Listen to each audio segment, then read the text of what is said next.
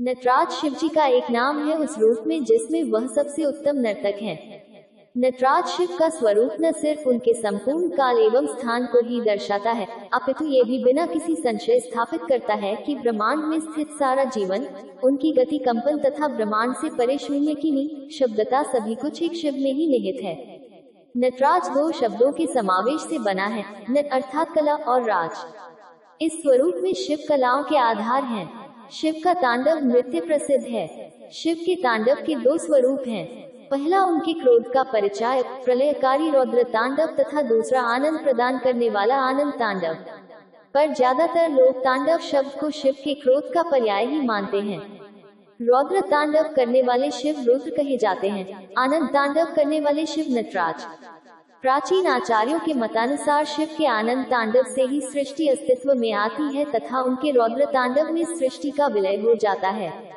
शिव का नटराज स्वरूप भी उनके अन्य स्वरूपों की ही भांति मनमोहक तथा उसकी अनेक व्याख्याएं हैं, जो संसार में उपस्थित सभी कलाओं के देवता माने जाते हैं। हिंदू धर्म हिंदुइज्म में हर देवी देवता का अपना महत्व है, जिसके कारण सबका अलग अलग स्थान है। भगवान शिव लॉर्ड शिवा, जिन्हें कालों के काल महाकाल कहा जाता है, का दोनों रूप आपको देखने को मिलेगा। भगवान शिव अत्यंत सौम्य रूप में भी दर्शन देते हैं और उनके रौद्र रूप से भी भक्त अनजान नहीं है। भगवान शिव को भोलेनाथ भी कहा जाता है। भगवान शिव अपने भक्तों की हमेशा रक्षा करते हैं। आज जानेंगे कि भगवान शिव को नटराज अवतार नटराज इनकार्नेशन धारण करने की क्या आवश्यकता पड़ी। भगवान शिव के नटराज अवतार को लेकर कई कथाएं प्रचलित हैं। एक बार की बात है, मां पार्वती के कठिन तप से प्रसन्न होकर भगवान शिव ने उनसे वर मांगने के लिए कहा। पार्वती जी ने कहा कि देवताओं के कार्य सिद्ध करने के लिए आप मेरा पानी ग्रहण करें। आप मेरे पिता के पास भिक्षु के रूप में जाए और अपना यश प्रकट कर मुझे उनसे मांग लीजिए। माता पार्वती की बात सुनकर भगवान शिव कहते हैं, तथास्तु। एक दिन राजा हिमालय की पत्नी और पार्वती जी की मां मेना और पार्वती जी आंगन में बैठे हुए थे। राजा हिमालय गंगा स्नान करने गए थे। तभी वहां पर भगवान शिव अपना रूप बदलकर पहुंच गए, पर उन्होंने मनोहर गीत गाते हुए नृत्य की प्रस्तुति दी, जिससे प्रसन्न होकर रानी मेना ने रत्नों से भरा सोने का पात्र रूप बदले शिव जी को दिया। लेकिन भगवान शिव ने उसे लेने से इनकार कर दिया और भिक्षा के रूप में माता पार्वती को मांग लिया। ये सुनकर मेना क्रोधित हुई और भगवान शिव को महल से बाहर जाने के लिए कहा। तभी भगवान शिव ने पर्वतराज हिमालय और मेना को अपना प्रभाव दिखाया।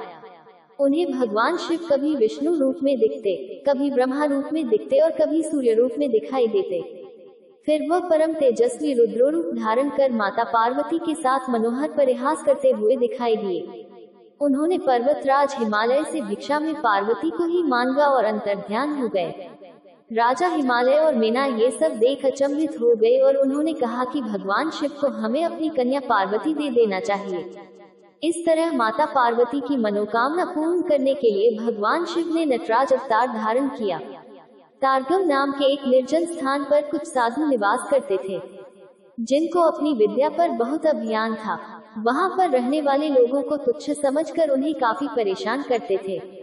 सबसे त्रस्ताकर और ऋषियों का अभिमान चूर करने के लिए वहां के लोगों ने भगवान शिव की आराधना की। प्रसन्न होकर भगवान शिव ऋषियों के समक्ष अपना रूप बदल कर पहुँचे, लेकिन उन्होंने भगवान शिव को भी तुच्छ समझकर सम्मान नहीं किया। उल्टा वाराह को उन पर आक्रमण करने के लिए भेज दिया। तब भगवान शिव ने अपनी एक अंगुली से उसकी खाल उधेड़कर वस्त्र धारण कर लिए। ये देख ऋषियों का गुस्सा सातवें आसमान पर था। उन्होंने एक भयंकर विष वाले सर्प को भगवान शिव के ऊपर फेंका, लेकिन शिव जी ने उसे भी कंठाहार बना लिया। तभी ऋषियों ने अपनी मंत्र शक्ति से एक राक्षस प्रकट किया, जो तेज गर्जना कर भगवान शिव की तरफ दौड़ा, लेकिन भगवान शिव ने उसे भी अपने पैरों तले रौंद दिया और उसके शव पर खड़े होकर नृत्य करने लगे। इस प्रकार भगवान शिव ने नटराज